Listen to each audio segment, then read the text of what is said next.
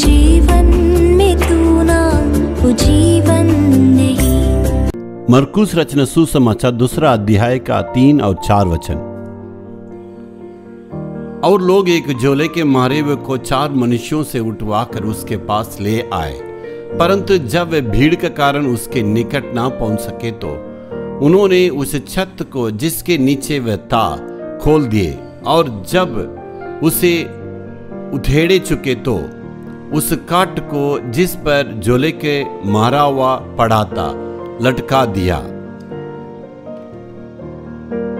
यीशु मसीह यहां प्रचार कर रहे हैं। एक घर के अंदर है, उस घर में इतना भीड़ है, वहां एक आदमी जो बीमार है, झोले के मारे की बीमारी के बारे में यहां पर लिखा हुआ है।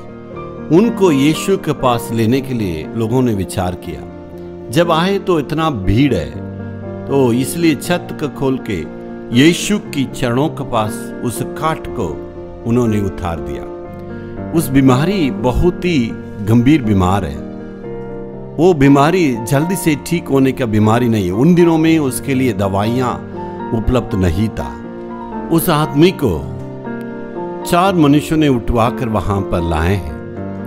तो उस आदमी देखिए दिनों में बहुत परेशान था, और लोग सोच रहे थे यीशु उनको देख के तुरंत बेटा तेरे रोग से मुक्त हो जाओ, चंगे हो जाओ। तो ऐसे ही लोगों ने सोच रहे थे, लेकिन यीशु ने उस आदमी से क्या बातें किया मालूम है?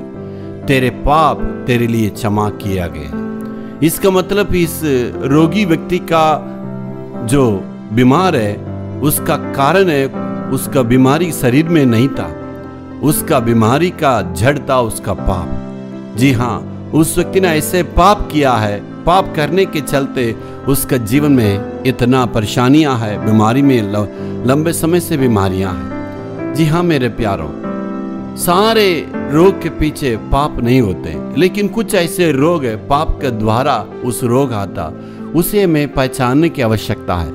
आज हमारे जीवन में देखिए कुछ ऐसे रोग है, साधारण मामूली रोग कहते हैं, उसके पीछे गंभीरता से लेने की आवश्यकता नहीं। लेकिन कुछ ऐसे रोग है हमें मालूम है, हम उससे परेशान है। यदि हम परमेश्वर के विरोध पाप किए हैं तो लोगों के जीवन में इतना बीमारी में परेशान है, दुख में है और तकलीफ में है और परेशानियां में है, और उनके जीवन में शांति नहीं है, उनके जीवन में बेचैनी है और आशीष नहीं है, आशीष की बढ़ोतरी नहीं है, सारे जगह में गिरावट है। आपको मालूम है चंगाई में सबसे पहले चंगाई की आत्मिक की चंगाई, उद्धार पाना ही सबसे बड़े चंगाई। जी हाँ, आज अपने पाप से चंगाई पाने की आवश्यकता, मुक्त पाने की आवश्यकता, तब जो है सारे आशीष से परमेश्वर देंगे, आपको चिंता करने की आवश्यकता नहीं। Hallelujah, hallelujah.